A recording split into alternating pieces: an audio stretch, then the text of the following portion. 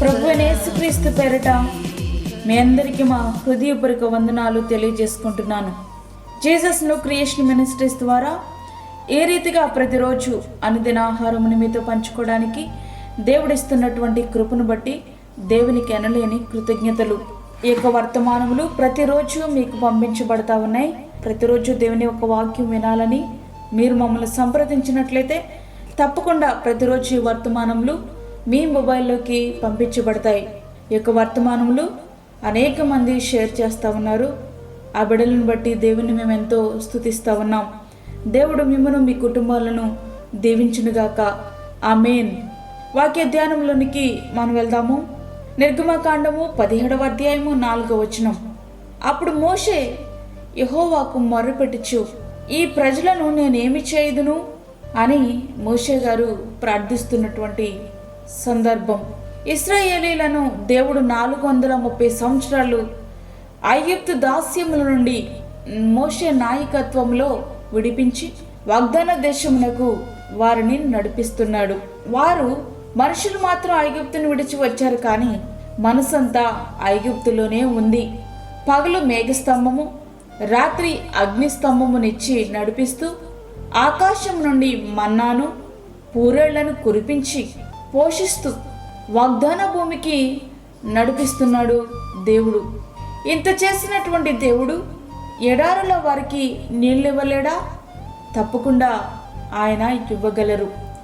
కానీ ఎడారిలో మాకు త్రాగడానికి నీళ్లు లేవంటూ మోషే గారి మీద తిరుగుబాటు చేస్తూ మోషే గారిని చంపడానికి సిద్ధమవుతున్నారు అక్కడున్న ఇజ్రాయేలీలంతా. ప్రియ స్నేహితుడా, ప్రియ విశ్వాసి, పాపం అనే దాస్యము నుండి దేవుడు నిన్ను బయటకు తీసుకుని వచ్చాడు. పాపము నుండి నిన్ను విడుదల చేసిన తర్వాత మరలా నీవు పాపం వైపే చూస్తున్నావు. దేవుని మార్గంలో నడవాలంటే అది చేయకూడదు, ఇది చేయకూడదు, అలా ఉండకూడదు, ఇలా ఉండకూడదు అంటూ మరలా దేవుని మీదే నీవు సనుగుతున్నావు. ఒకసారి నీ హృదయాన్ని పరిశీలించుకో. సుమారు 30 లక్షల మంది దాహాన్ని మోషే గారు ఎట్లా తీర్చగలడు? అది అరణ్యము కదా. మోషే గారి దగ్గర ఉన్నది ఒకే ఒక ఆయుధం, అదే ప్రార్థన. అదే ఆయన ఉపయోగించారు. తిరుగులేని సమాధానాన్ని ఆ ప్రార్థన తీసుకుని వచ్చింది. బండలో నుండి నీళ్లు ఒక నదిలా ప్రవహించాయి. వారంతా ఆ నీళ్లు త్రాగి శారీరక దప్పికను తీర్చుకున్నారు. ప్రియ స్నేహితుడా, ఒకసారి గమనించండి. ఒక రాయి తీసుకుని వెళ్ళి 100 సంవత్సరాల తర్వాత నీటిలో నుంచి ఆ రాయిని పగలగొట్టి చూస్తే దానిలో ఒక్క నీటి బొట్టు కూడా మనకు కనిపించదు. అట్లాంటప్పుడు ఈ బండ నుండి నదీ ప్రవాహం వలె నీరు ఎట్లా ప్రవహించగలిగింది? అవును, ఇది ఆశ్చర్యంగా ఉంది కదూ. అది మామూలు బండ కాదు, అది సజీవమైన బండ.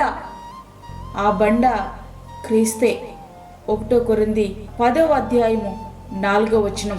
అరణ్యంలో ఇశ్రాయేలీయుల శారీరక దాహాన్ని తీర్చిన ఆ బండే కల్వరిలో తన రక్తాన్ని చిందించి సర్వమానవాళి ఆత్మీయ దాహాన్ని తీర్చగలిగింది. చూసారా ఎంత అద్భుతం! దేవుడు మన ఎడల చేసినటువంటి త్యాగం ఎంత అమోఘం. ప్రియ స్నేహితుడా, ప్రియ విశ్వాసి, వాక్యం వింటున్నటువంటి ప్రియమైన దేవుని బిడ్డ, సమస్యల సుడిగండాల్లో నీవున్నావా? శోధనలు, వేదనలు, ఇరుకులు, ఇబ్బందుల్లో ఉన్నావా? వ్యక్తిగత, కుటుంబ, ఆర్థిక సమస్యలా? నీ సమస్యలు ఏమైనా సరే నువ్వు ప్రార్థించగలిగితే, నీవు ఆ సజీవమైన బండను ఆశ్రయించగలిగితే, ఆ బండ ఆపత్కాలము నీకు ఆశ్రయం అవుతుంది. కారు చీకట్లో నీకు కాంతిరేఖ అవుతుంది. కృంగిన నిన్ను లేవనెత్తి బలపరచగలుగుతుంది. అపాయ కాలంలో నీకు ఉపాయం అవుతుంది. ఇరుకులో నీకు విశాలతనిస్తుంది. ఒంటరివైన నీకు తోడుగా ఉండి నీ ప్రతి ప్రశ్నకు సమాధానం అవుతుంది. నీ కన్నీటిని నాట్యముగా మార్చగలుగుతుంది. ప్రియమైన దేవుని బిడ్డ, ఒక్కసారి ప్రార్థించి చూడు. ప్రార్థించే విధంగా ప్రార్థించగలిగితే ఆశీర్వాదపు ప్రవాహంలో కొట్టుకుంటూ పోతావు. ఆ శాశ్వత రాజ్యం చేరుకుంటావు. ఆ రీతిగా మన జీవితాలు సిద్ధపరచుకుందాం. అట్టి కృప ధన్యత దేవుడు మనకు అనుగ్రహించునుగాక. ఆమేన్. వాక్యం విన్నటువంటి ప్రియమైన దేవుని బిడ్డలారా, ప్రార్థనలో ఏకీభవించండి. పరిశుద్ధుడైన తండ్రి, ప్రేమగల యేసు ప్రభువా, శ్రేష్టమైన మరి యొక్క దినం మా జీవితంలో మీరు అనుగ్రహించారు, నీకు వందనాలు. ఈ దినమంతటికి కావలసిన నీ కృప మాకు దయచేయండి ప్రభువా. ప్రతి విధమైన శోధన, కీడు, ప్రమాదం నుంచి మమ్మల్ని తప్పించండి. అలాగే చంటి బిడ్డలను, వృద్ధులను, గర్భిణీ స్త్రీలను జ్ఞాపకం చేసుకునండి ప్రభువా.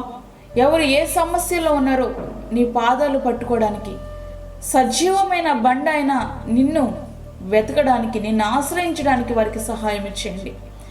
అదేవిధంగా గర్భఫలము లేని బిడ్డలకు గర్భఫలము దయచేయండి ప్రభువా. అప్పుల బాధలతో ఇబ్బంది పడుచుండి బిడ్డలకు కావలసిన ఆశీర్వాదమును మీరు అనుగ్రహించండి తండ్రి.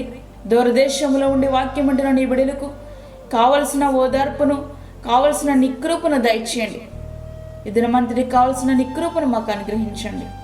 మాకు కాదు యెహోవా, మాకు కాదు, సమస్త మహిమ ప్రభావాలు మీకే ఆరోపించుకుంటూ యేసు పరిశుద్ధ నామమున అడిగి వేడుకుంటున్నాము తండ్రి.